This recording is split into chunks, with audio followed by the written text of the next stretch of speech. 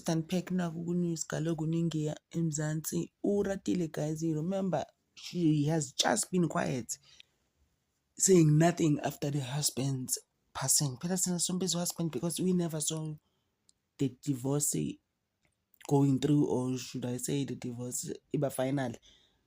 We never saw that. So we're gonna say umkhwenyana wakhe, what are we gonna say? Until the end of time, that's what we're going to say. Mina-ke nje from my side anyways. Yabo into kaRatile ayibuhlungu, especially guys ufeel ukuthi ushonelwe nawe, uyibona into engako oyenzile. Bebhizi abantu on social media bekudonsa, especially umzala kamzala. Ngoba I just felt so lo mzala as a distant mzala, you know? Umzala went on to say things like wena sisi uyishirt lama-stripes. Esho uRatile njengoba wegqokele enye ishirt sisho ama-stripes a-blue. Sizokubona e-court. Guys, wena ungenaphi ey'ntweni zaRatile nendoda yakhe ezimzala? Because you don't even know their life ukuthi babephila kanjani. Ushonelwe mzala kodwa lokhu uhamba ukhuluma ku-social media. Wavele ayithulela uRatile. Hey, abantu bamncomile abangale they be like, you know what sisters, you did so well for you. Nokuthi ukhuluma uzudlule emshadweni.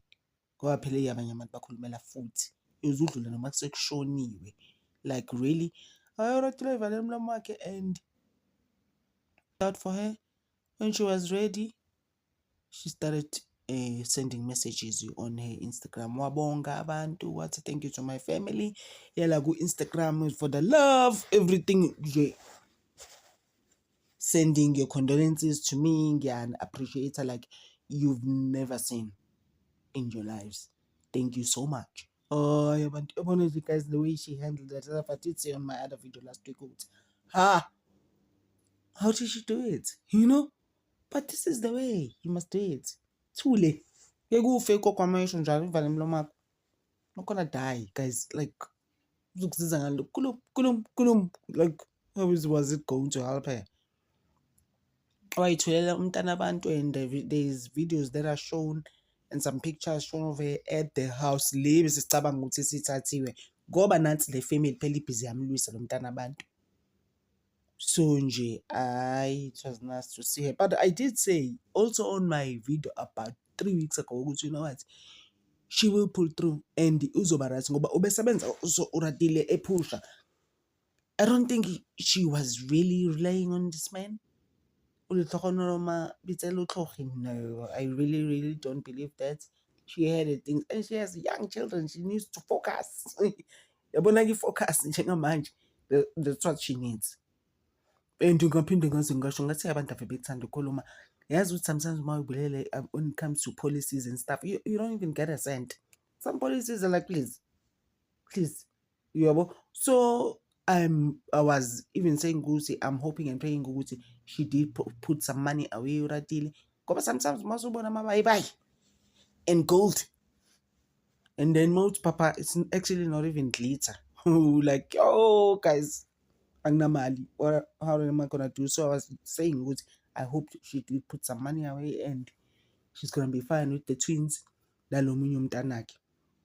It's sad. It's really, really sad because 2 or 3 weeks before uTlhogi passed, they had actually some party, big, huge party, where you were saying, they say, Luzilu brothers, kungazi ukuthi udliwa yini. So, babana a huge party for the twins, which is just the great things. So the twins, they dressed to the T like the mother. Oh, she looked so beautiful. Uratile. Plus, she's one of my favorites. Mami Club. I was hurt. She wasn't coming back, but you know what? She needs this calm down. But as a look at happy, have you seen them? Please go see my other video, yeah, Mami Club. Before this one, actually, there's a video here, the Mami Club for last week. Those people have gone crazy. Those ladies, like, what's going on there? Bara, like you've never seen. So she was Bashayan, in fact. So yes, service. I'm just like, I want to get my child. They just needs to grow up. They need to grow up. Like, it's so crazy.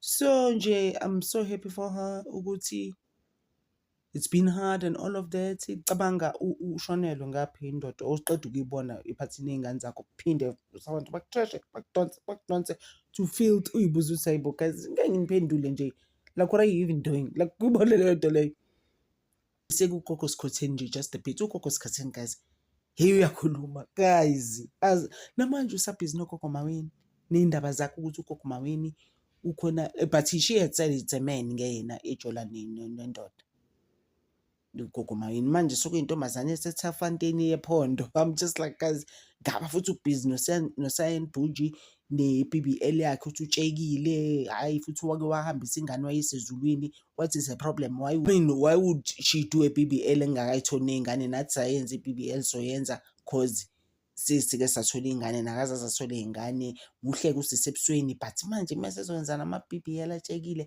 what is this? Sayeni Bhuji vele wayithulela guys and uyathula and bathi uyakhuluma mesethi uyakhuluma usisters so wayithulela lo ubhizi naye uthi wena ne-BBL etshekile usiyeke and wakwayisa ingane ezulwini guys. I was just like uyabona ku-social media sometimes bamdonsa benomethu udokotela phela obuyile and ubuya kanjani ubuya ngogogo Maweni and ugogo Maweni did call him what's mina ngiyeke you understand ngiyeke kambi ngizokuhlanyela and into engizovela ngiyenze bophise mina just leave me alone.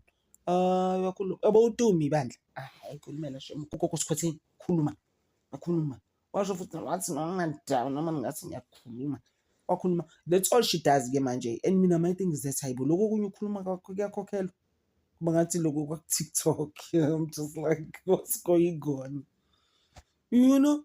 Uyakhuluma shem sisters uyakhuluma ngomlomo wakhe. Yeah, so I was still saying ukuthi uyabona the way it is now babhizi nogogo Maweni and then the whole thing ukuthi she's trying to prove a point and busy ephushana nendoda ifonela ama-girlfriend hlukana like bathi uyaforce. There was a stage though in some video where ugogo Maweni was saying ukuthi angihlanyisi lo sisi lo busy ojola nami laphela ngizomthakatha guys. And then you remember my story that I've been busy with it ukuthi phela ugogo Maweni is the same person on the show yakhe yaze yavala kwathiwa ngeke. These are crazy things cause even uma wakho wamtshela bathi hayi mina I didn't raise a child kanje like what's going on sisters esehlinza iy'nkukhu ezimnyama emathuneni on top of graves zabantu. Who even does that guys? Just sabisa kanje. So please believe when my ene ngizokuthakatha mina sisi angifuna ukudlala nawo nginephondo lakho you know like how Tumbi was going on ugogo Sikhotheni ukuthi angazi utshanga lo sisi lo wephondo ukwabo. Hey guys like labo sisi I tell you mina futhi bese ngizibaqedile waqala uSikhotheni. I'm like awangeke uSikhotheni naye so ngizowengime lapho kancane guys leave it at that guys. Thank you so much ngithanda over.